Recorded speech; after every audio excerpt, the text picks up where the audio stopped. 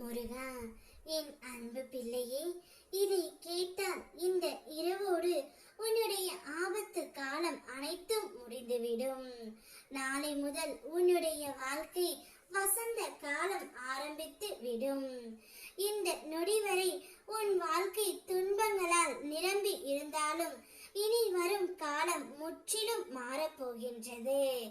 அந்த துன்பங்கள் அனைத்தும் முடிவுக்கு வந்து இனிமையான தருணங்கள் உனக்காகவே காத்திருக்கின்றன.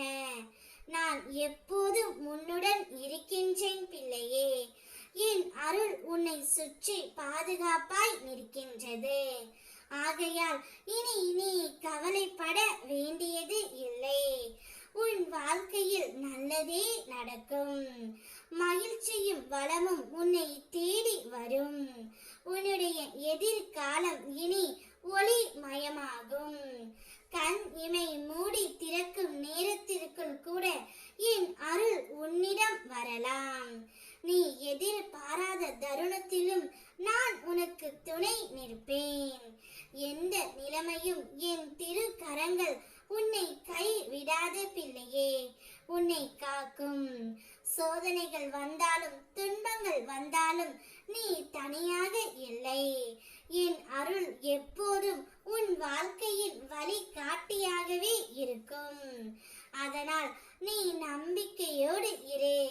இந்த உலகத்தில் உனக்காக யார் இருக்கிறார்கள் என்று சிந்திப்பதை விட முதலில் நீ உன்னை நம்புகிறாயா என்பதை சோதித்து பார்.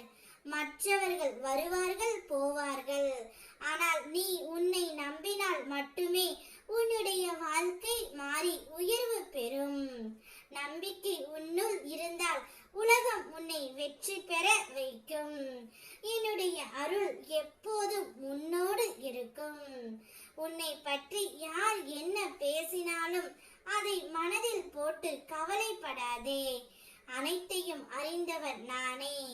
வீண் சிந்தனையால் உன் உள்ளத்தை குழப்பிக் கொள்ளாதே பிள்ளையே. உனக்கு தீங்கு நினைப்பவர்களை நான் பார்த்து கொள்கின்றேன். நீ அமைதியாக உன் பாதையில் முன்னேறி கொண்டே இரு. என்னுடைய அருள் எப்போதும் உன்னோடு இருக்கும். இரவோடு உன்னுடைய ஆபத்து காலம் அனைத்தும் முடிந்துவிடும். நாளை முதல் உன்னுடைய வாழ்க்கையில் வசந்த காலம் ஆரம்பமாகும். இன்று நீ கண்ணீர் சிந்தினாலும் அது நிரந்தரம் இல்லை. உன் வாழ்க்கை உயர்வை தடுக்கும் கர்ம வினையை நான் குறைத்து விட்டேன். இனி உன் பாதை வெற்றிக்கும் உயர்வுக்கு மட்டுமே செல்லும். நம்பிக்கை மட்டும் இழக்காதே. பொறுமையோடு காத்திரு. உன் வாழ்வின் நல்ல